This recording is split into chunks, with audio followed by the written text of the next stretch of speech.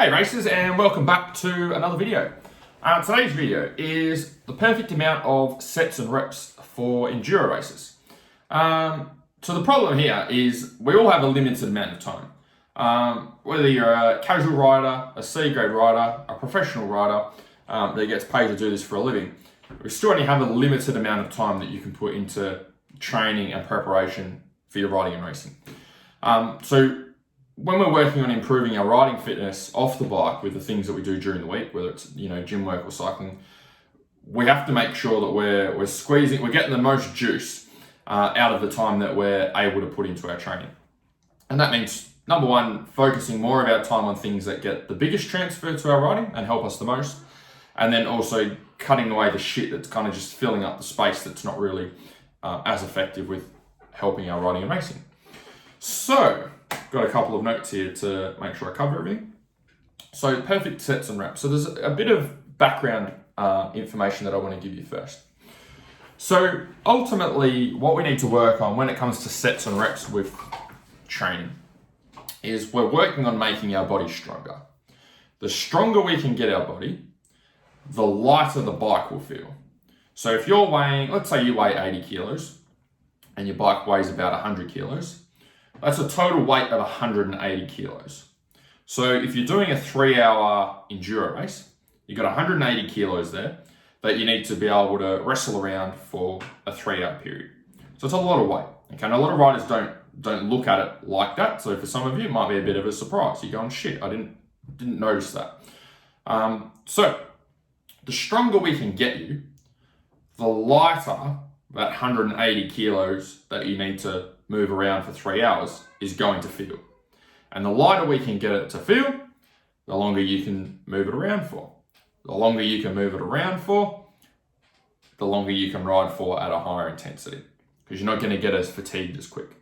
So ultimately, that's our goal with strength work.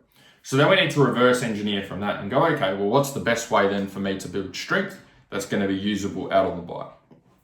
So the first thing that we need to use is we need to focus on multi-joint movements over isolation movements. So multi-joint movements are movements where we have multiple joints in our body moving at one time in one particular exercise. So I'll give you an example of what a multi-joint exercise is, and I'll give you an example of what an isolation exercise is. So let's just reverse that. We'll start with the isolation. So an isolation exercise is a single joint movement. So what this means is, let's say I'm doing bicep curls. Try and get up a little bit higher. Let's say I'm doing bicep curls, right? What's happening here is there's only one joint going through flexion, okay? And that's my elbow. My shoulder's in the same position, my knees are in the same position, my ankles are in the same position, everything else is in the same, my hips are in the same position, everything else is in the same position, except I'm just bending at my elbow. Okay, so that's an isolation movement. So the reason it's called an isolation movement is it's isolating a specific muscle group. In this case, for a bicep curl, it's isolating my bicep muscle for this particular exercise. It's not working any of the other muscles in the rest of my body. A multi-joint movement is where we use multiple joints in one movement. So I'll give you an example of this. Let's see if I can get my, I'm 6'2", so it's not the easiest to get on camera. A multi-joint exercise, okay, could be like a squat. So when I do a squat, I'm bending at the hip, one joint, and then you can't see me, but my knees are also bending as I go down for a squat. And then I come back up and I'm bending at the hip and I'm bending at the knee. So notice with a squat, I've got two joints which are moving, multiple joints which are moving. Same as if I do, let's say what's another movement we can do, like a deadlift. We start from here, I'm bending at the hip and I'm bending at the knee at the same time, and I'm standing up for my deadlift. Okay, that's a multi-joint movement because I'm using multiple joints. Upper body, same thing, multi-joint movement would be like a bench press, okay? Or even a push-up.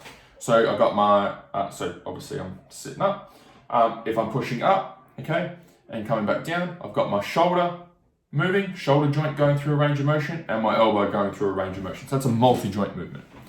The reason multi-joint movements are important is because when you're riding the bike, that is a multi-joint movement. You've got your knees moving, you've got your hips moving, you've got your shoulders moving, you've got your elbows bending, you've got your hips bending. Everything is bending and going through a range of motion when you're on the bike. So if we're doing a whole heap of training isolating muscles, It's not going to train. You might get stronger in the gym. Your muscles might get a bit bigger, but you're going to find the level of transfer to the bike is going to be quite low. So that's why multi-joint movements are a great start. So back squats, deadlifts, bench presses, bent over rows with the barbell are a great start. Once we've got the right type of movements. Now, with all types of training, our body adapts to the training or to the stimulus that we give it. Okay, so let's say I've done no training and I go, okay, I want to get fit and I start doing 5K runs. Okay, and I go out 3 times a week and do 5K runs. What will happen is in those first roughly 4 to 6 weeks, I'll see a lot of progress with my running. Okay, my 5K run, every time I go out for my 5K run, I'll just about be PBing and setting a new personal best every time I go for a run. And then after roughly 4 to 6 weeks, what will happen is the law of diminishing returns kicks in. And what that means is I start to not PB all the time. My results start to drop back. Okay, my runs aren't getting faster. So my progress, if it was to draw a graph, my progress would be like this, and then it starts to plateau off like this.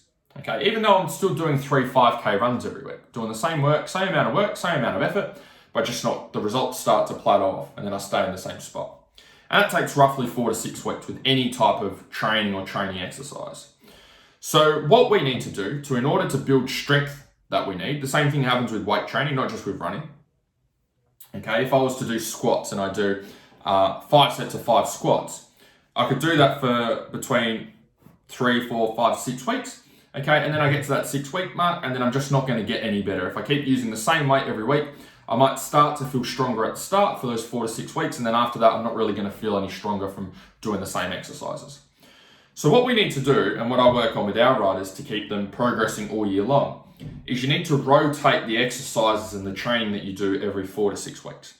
Okay, so there's no perfect training program or perfect sets and perfect reps that you can do all year round.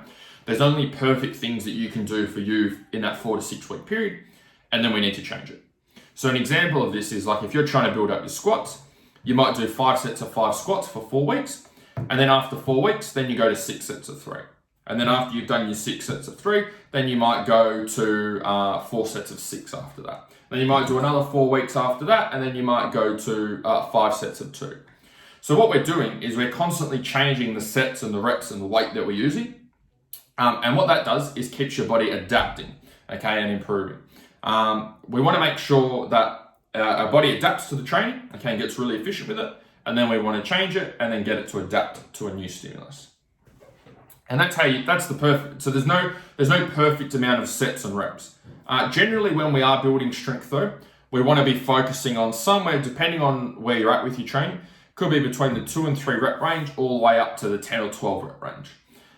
Generally, we don't want to go much further than that because our goal, we're not trying to build endurance, okay, with our strength work, we're trying to get you strong. Especially for you guys that haven't been training, 3, 4, 5 times a week with strength training for years on end. In other words, if you're not a power lifter or Olympic lifter, your endurance is going to improve just by getting stronger. So if I can get you stronger, what that means is all the lighter weights now feel lighter, and we can move those lighter weights for longer periods of time. So if we can get you a lot stronger and the bike feels lighter, you can move the bike around a lot easier, and that means you can do it for longer periods of time.